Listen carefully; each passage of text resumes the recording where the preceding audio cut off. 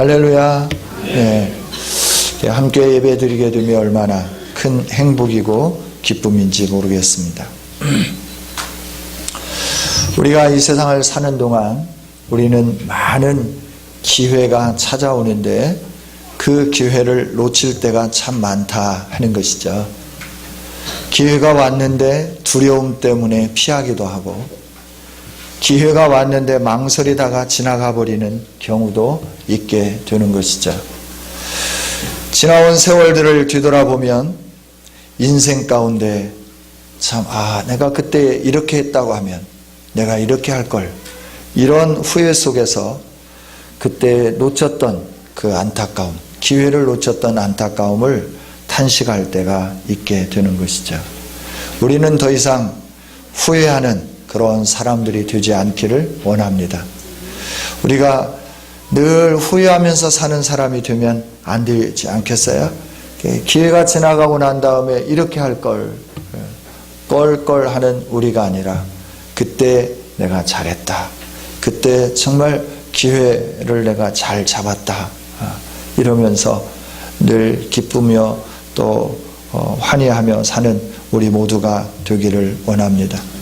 누가복음 19장에 보면 세무서장이었던 삭개오라고 하는 사람이 나옵니다. 그는 여리고라고 하는 교통의 요충지에 세무서의 서장을, 오늘로 얘기하면 세무서의 서장으로 지내고 있었죠. 돈도 많았습니다. 많은 부하 직원들도 거느렸습니다. 근데 그에게는 늘 마음에 허전함이 있었어요. 그 마음의 허전함을 어떻게 채울 것인가? 돈을 가지고도 채울 수 없고 또 많은 부하 직원들 때문에도 그렇게 채울 수가 없는 그런 상황이었죠. 그런데 그때 여러 번 지나가셨지만 그때야말로 예수님이 지나가신다고 하는 그 소문이 들리고 사람들이 막 모여들기 시작하는 거예요. 얼마나 많은 사람들이 모여드는지 그제서야 보고 나도 예수님이 누군지 한번 보고 싶다. 왜 저분은 이렇게 지나갈 때마다 이렇게 사람들이 많이 모이게 되나, 어떤 분인가 보려고 하는데 사람이 너무나 많고 본인은 신체적으로 키가 좀 작아서 그 군중들 속에서는 예수님을 보기가 좀 어려웠습니다. 그래서 예수님이 지나가는 그 길을 앞서서 막 달려가서 뽕나무에 올라갔다 하는 거예요. 옛날에 우리 시골에 보면 이제 아카시아 나무들이 종종 많이 있었죠, 우리나라는. 그런데 이 이스라엘 지역 또 그 지역에는 뭐가 많냐 그러면 뽕나무가 많은데 우리가 생각하는 것과 같은 그런 뽕나무가 아닙니다. 올곧게 쭉 자라면서 오디가 굉장히 크고 맛있는 그 뽕나무인데 이 뽕나무가 길가에 종종 있었다 하는 것이죠. 그 뽕나무에 올라갔습니다. 그리고 예수님을 보기를 원했습니다. 이때 예수님이 그의 마음을 아시고 발걸음을 멈추시고 그의 집에 들어가서 친밀한 교제를 나누고 이 사람도 아브라함의 자손이다라고 하는 그 놀라운 복을 누리는, 그래서 하나님과 영광 가운데 교제를 나누는 이런 아름다운 삶을 살게 되었다 하는 것이죠. 삭개오도 여러 번 예수님이 여리고를 지나갔지만 그 마지막 순간 그가 그 기회를 놓치지 않고 많은 장애물들을 뛰어넘어서 그러니까 예수님을 만나려고 노력하고 뽕나무 위에까지 올라가는 이런 열정을 보이게 될 때 예수님을 만나는 그 놀라운 은혜와 복이 주어지게 된 줄 믿습니다. 오늘 저와 여러분에게 우리의 인생의 여정이 80, 90을 살기 때문에 많이 남았다 생각하고 아직도 기회가 많다 이렇게 생각할 수 있습니다. 그러나 이 기회를 더 이상 늦추고 머뭇거리고 그리고 예수님을 만나지 않아서 힘들고 어려운 삶을 사는 이 인생의 길을 더 이상 살지 않고 오늘 아름다운 이 기회를 주신 하나님 앞에 감사하면서 이 기회를 잘 붙잡는 우리 모두가 되어지기를 원합니다. 오늘 읽은 말씀을 보면 아버지가 나옵니다. 오늘 우리는 중간에서부터 읽었는데 17절부터 읽었는데 11절부터 보면 또 어떤 사람에게 두 아들이 있었다. 이걸 예수님이 말씀을 해주는 거죠. 그런데 이 둘째가 당돌하게 아버지에게 찾아가서 말합니다. 아버지가 돌아가시면 그 재산 중에 절반은 제 것이 아닙니까? 맞지? 그러면 돌아가시기 전에 아버지 살아계시지만 나에게 돌아올 분깃을 내게 주십시오. 내가 아버지가 준 재산을 가지고 내 마음대로 이렇게 살고 싶습니다. 그랬을 때 아버지가 그 아들이 소원하는 대로 재물을 다 나누어 줬습니다. 그래서 둘째 아들이 며칠이 안 되어서 재물들을 다 모았습니다. 팔 것들 팔고 가지고 갈 것들 준비해서 싸가지고 이제 아버지의 품을 떠나서 먼 나라로 가기 시작했죠. 아버지 품 안에 있지 아니하니까 너무나 자유로운 거예요. 아버지 눈치 볼 필요도 없고 아버지가 뭐라고 말씀하는 소리를 듣지 않아도 되고 자기가 일어나고 싶을 때 일어나고 자고 싶을 때 자고 먹고 싶은 거 다 먹고 싶고 얘야 그거는 건강 때문에 안 된다. 얘야 그거는 그렇게 하면 안 된다. 이런 말을 듣지 않으면서 자유롭게 사니까 너무나 기분이 좋은 거죠. 먼 나라에 가서 자기가 살고 싶은 대로 살았습니다. 그걸 성경은 13절 마지막에 허랑방탕했다 이렇게 표현을 해 놓았습니다. 자기가 살고 싶은 대로 살다 보니까 자기에게 주어졌던 재산들이 하나하나 소비되기 시작했습니다. 그래서 얼마 안 되어서 어떻게 되었느냐 그러면 그 모든 재산이 다 없어지고 궁핍하게 되었는데 설상가상으로 어떻게 되었냐, 자기가 나가서 그렇게 즐기며 살았던 그 나라에 흉년이 들었다 하는 거죠. 흉년이 들어서 굉장히 어려워진 상황이 되었는데 어렵게 어떤 한 사람에게 붙여서 살게 되는 그런 기회를 맞게 되었죠. 그런데 그 사람이 이 사람을 그냥 놔두지 않습니다. 너 들에 가서 돼지를 좀 쳐야 되겠다. 그래서 들로 내쫓는 거죠. 그래서 자기 아버지의 재산을 가지고 마음껏 재밌게 즐겁게 허랑방탕하면서 살던 이 사람이 갑자기 들에 가서 땡볕에서 이슬을 맞으면서 돼지와 함께 잠자고 돼지가 먹는 것을 먹으면서 생활하는 삶으로 전락하게 되었죠.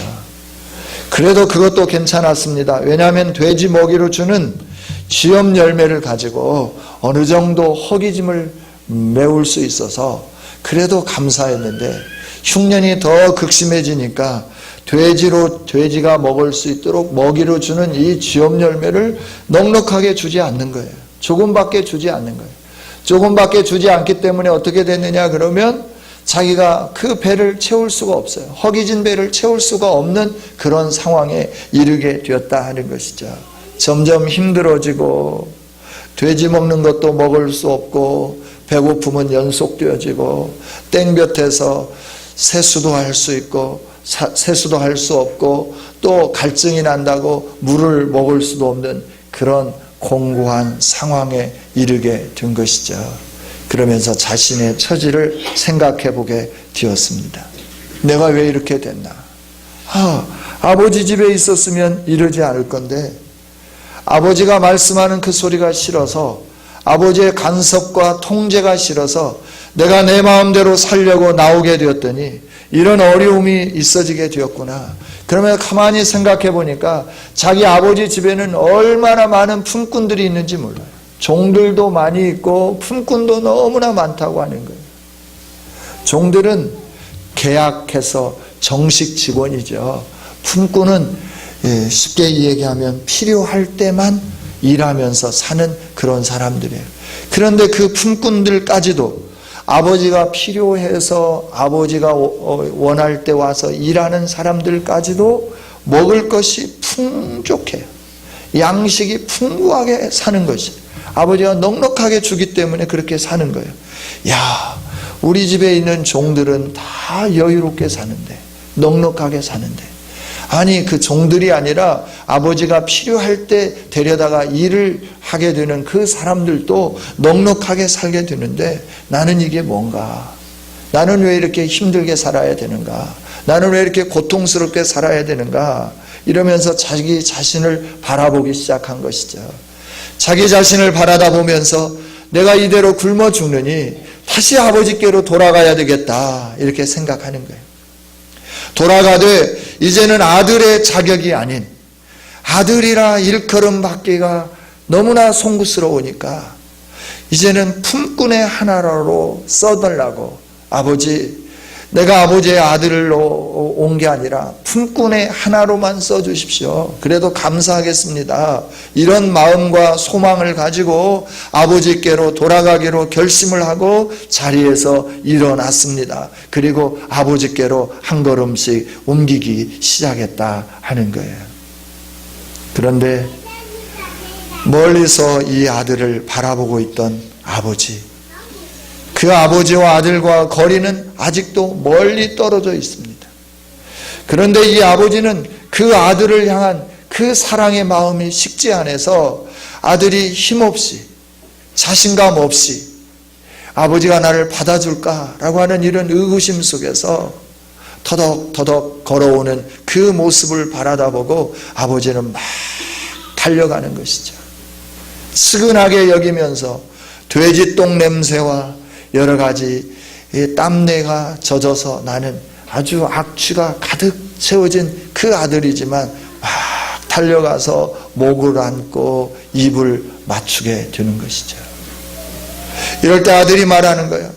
아버지, 내가 하늘과 아버지께 죄를 지었습니다. 그래서 지금부터는 아버지의 아들이 아닙니다. 품꾼의 하나로만 받아주셔도 감사하겠습니다. 품꾼의 하나로만 받아주세요. 이렇게 말을 하는데 아버지는 그렇게 말하지 않아요. 아니다. 너는 내 아들이다. 너는 잃어버렸다 다시 찾은 내 아들이고 죽었다가 다시 살아난 내 아들이다 라고 말씀하고 종들에게 명령을 하는 거예요. 얘들아, 제일 좋은 옷을 내어다가 입혀라. 목욕을 시키고 이발을 하게 하고 또 옷을 내어다 입히고 손에 가락지를 끼워주고 발에 신을 신기고 그리고 살진 송아지를 잡아서 잔치를 벌이면서 모든 사람들을 불러 모으는 것이, 여보시오 동네 사람들 다 우리 집에 오십시오. 우리 집에 경사가 났습니다. 우리 집에 죽었다가 다시 살아난 아들이 있습니다. 그 아들로 인하여 내가 기뻐하고 그 아들로 인하여 내가 감격스러워하고 그 아들 때문에 내가 감사하며 잔치를 벌였습니다. 우리 집에 와서 함께 먹읍시다. 함께 즐깁시다. 이렇게 말하면서 아들을 회복시켜주고 아들로 인하여 기뻐하는 것을 보게 되는 겁니다. 여러분, 이 말씀은 바로 하나님의 품을 떠났던 우리들에 대한 이야기입니다. 뿐만 아니라 우리가 하나님을 싫어서 하나님 없이 살았고 내 마음대로 살았고 세상 것이 좋아서 살았지만 우리를 사랑하시는 그 하나님 아버지의 풍성하신 사랑에 대한 위대한 교훈의 말씀인 줄 믿습니다. 이 말씀을 통하여 하나님은 우리에게 가르쳐 주십니다. 나는 너희를 사랑하는 아버지 하나님이시다 말씀하시는 거예요. 너가 언제든지 내게로 돌아오기만 하면, 네가 내 품을 떠나서 네 마음대로 살았지만 언제든지 내게로 돌아오기만 한다고 하면 나는 너를 나의 아들로 인정하며 너의 권세를 회복시켜주며 너의 필요한 모든 것들을 공급해주며 너의 삶에 새로운 윤택함으로 충만하게 채워주겠다, 이렇게 말씀을 해주는 것이죠. 여러분, 우리 인생이 왜 이 세상에 사는 동안 이처럼 만족이 없습니까? 왜 우리의 인생은 늘 고민해야 되고 늘 고통에 시달려야 되고 왜 우리는 늘 이런 부끄러움과 또 한이 없는 이 욕망의 덫에 사로잡혀서 살아야 합니까? 다른 게 아니라 하나님 아버지의 품을 떠났기 때문에 우리 안에 이런 어려움이 주어지게 되었다 하는 겁니다. 우리가 빈궁한 것도 하나님을 떠났기 때문이요, 우리의 육체적인 고통이 있는 것도 하나님을 떠났기 때문이요. 우리의 자아상이 파괴되어서 늘 부끄럽고 늘 마음의 상처를 가지고 살고 늘 우리로 인하여 만족하지 못하면서 다른 사람과 비교하면서 내가 늘 부족하다고 느끼면서 다른 사람을 시기하며 질투하며 사는 까닭은 우리의 자아상이 파괴되어 버렸기 때문인데, 이 모든 것은 하나님을 떠났기 때문에 그렇다 하는 겁니다. 하나님을 떠난 삶, 하나님 없는 삶, 이 삶이 우리의 인생을 핍절하게 만들고 우리를 불행하게 만들고 우리를 고통 가운데 집어넣고 우리로 하여금 죽음에 이르게 하고 그 죄의 싹스로 말미암아 인생을 사는 동안 여유가 없고 만족이 없고 늘 허덕이면서 사는 이 삶을 살 수밖에 없다 하는 것이죠. 이게 죄의 결과입니다. 죄는 하나님을 떠난 삶입니다. 하나님 없이 내 마음대로 사는 삶이 죄의 삶이다 하는 것이죠. 그래서 이처럼 하나님과 관계가 멀어진 것에 대해서 하나님은 이렇게 말씀하시죠. 이사야서 59장 2절에 있는 말씀을 보면 너희 죄악이 너희와 하나님 사이를 갈라 놓았다라고 말씀해요. 하나님은 모든 것이 풍족하십니다. 하나님은 모든 것이 넉넉하십니다. 하나님은 모든 것을 우리에게 공급해 주시고 넘치도록 채워주시는 풍성하신 아버지 하나님이신 줄 믿습니다. 하나님을 떠나서 하나님 보호함에서부터 멀어짐으로 말미암아 우리 육체에 질병이 오게 되었다 하는 거예요. 우리가 하나님의 품을 떠나니까 늘 나 자신 홀로 살아야 되잖아요. 내가 살아야 되는데 살려고 하다 보니까 자꾸 내가 원하는 대로 삶이 잘 이루어지지 않습니다. 내가 원하는 대로 삶이 이루어지지 않으니까 어떻게 되냐 그러면 스트레스를 받는 거죠. 그 스트레스에 의하여 오늘 우리들은 질병 가운데 허덕이게 되는 겁니다.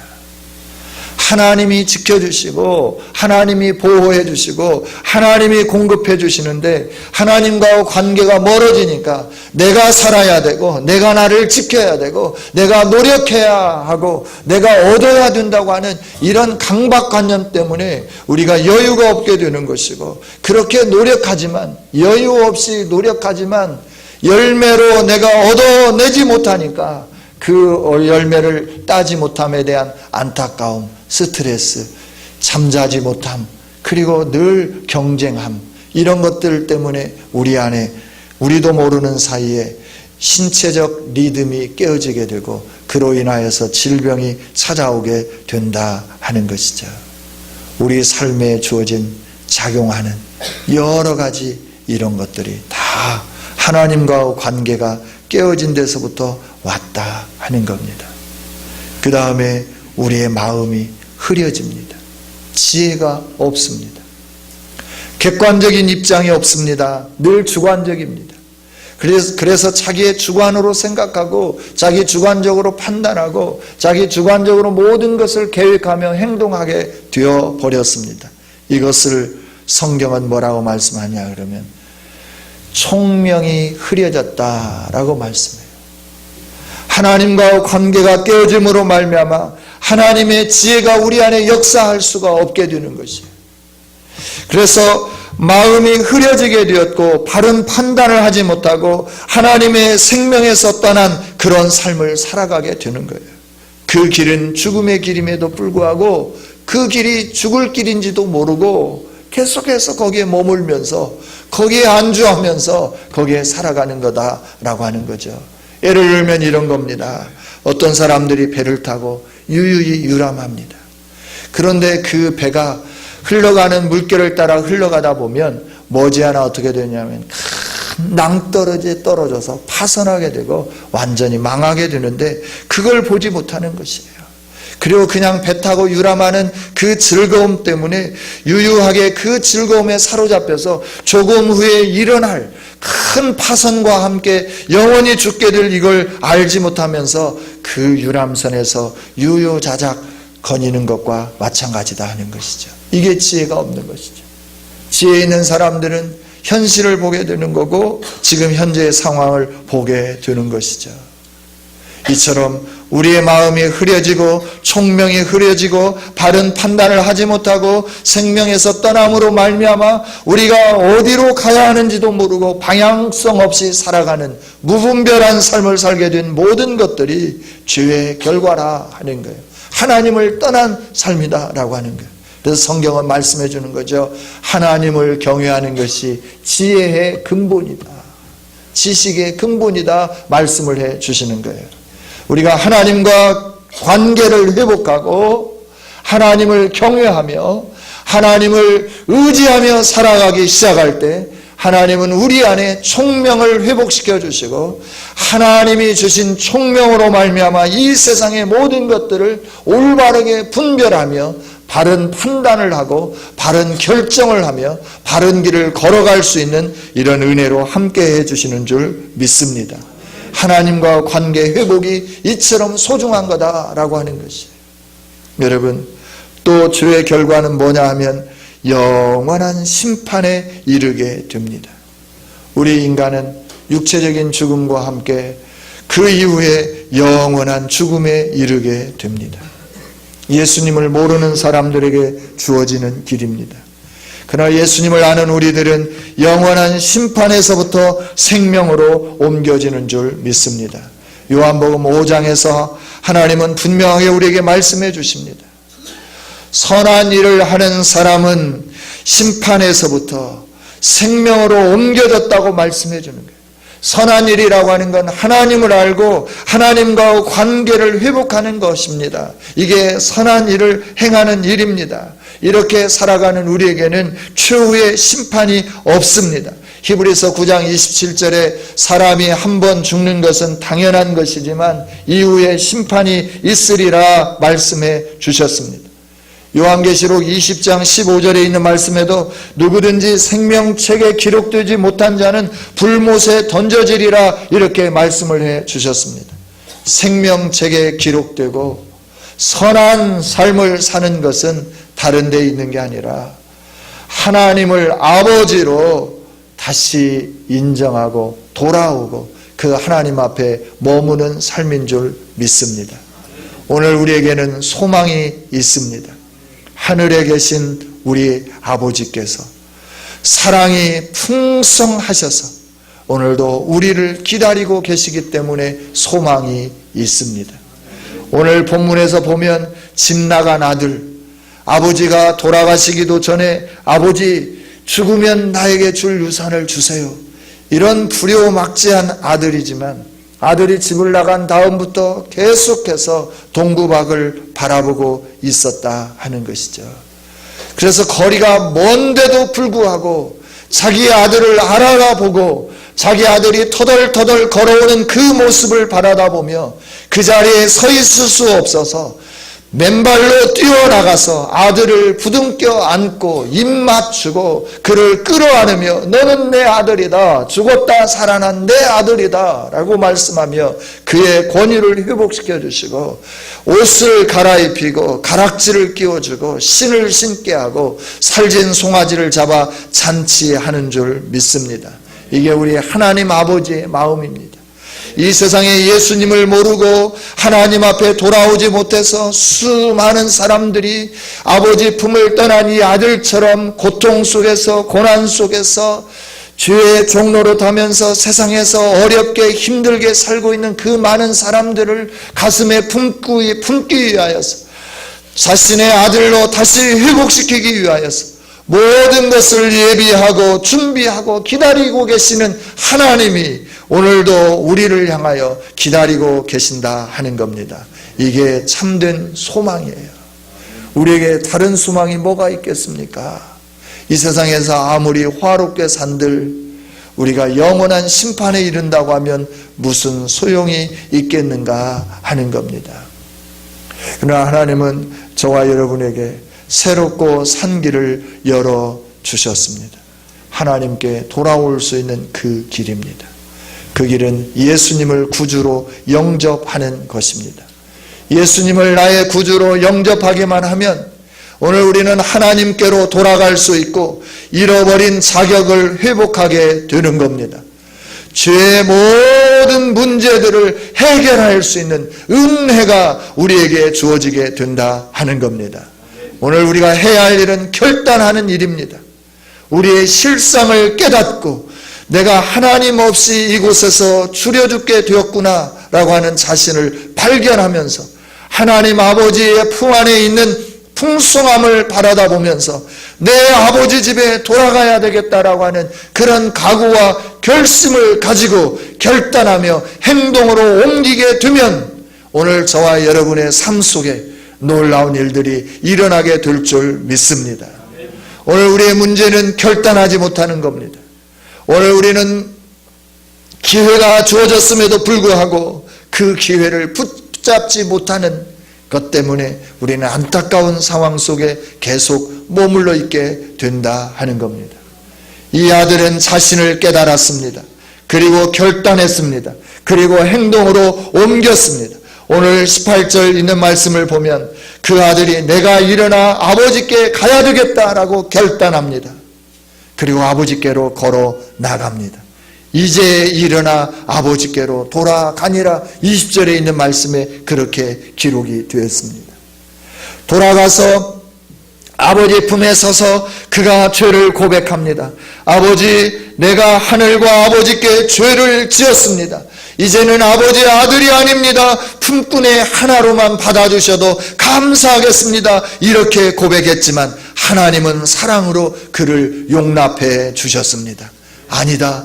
너는 품꾼이 아니라 내 사랑하는 아들이다. 내가 너를 기다렸다. 그리고 내가 너를 환영한다. 내가 너를 용서한다. 내가 너를 영접한다. 내가 너를 회복시켜 주시겠다 말씀하시면서 하나님의 아들의 권세를 회복시켜 주시고 하나님의 백성의 신분을 회복시켜 주시고 하나님 나라의 기쁨과 은혜로 충만하게 역사해 주셨습니다. 이런 은혜가 오늘 우리가 주님께 예수 그리스도의 이름을 가지고 하나님 아버지 앞에 나아갈 때 이런 놀라운 일들이 일어나게 될 줄 믿습니다.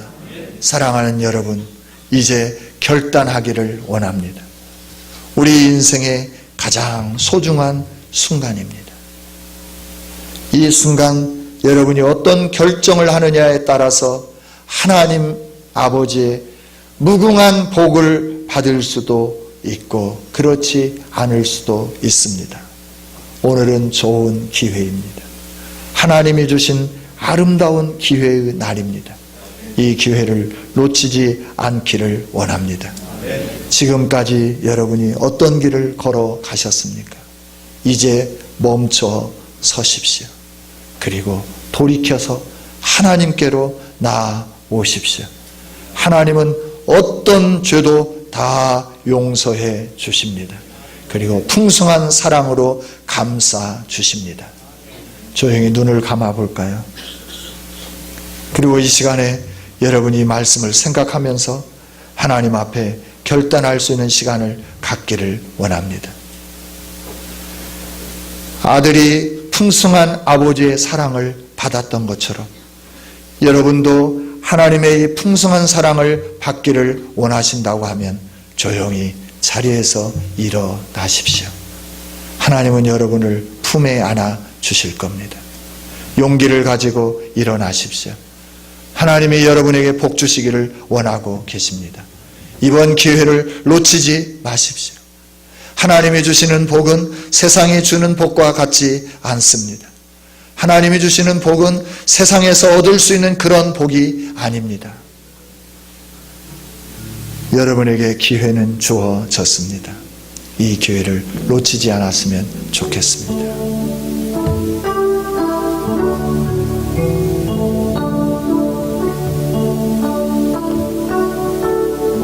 예, 감사합니다. 예, 감사합니다.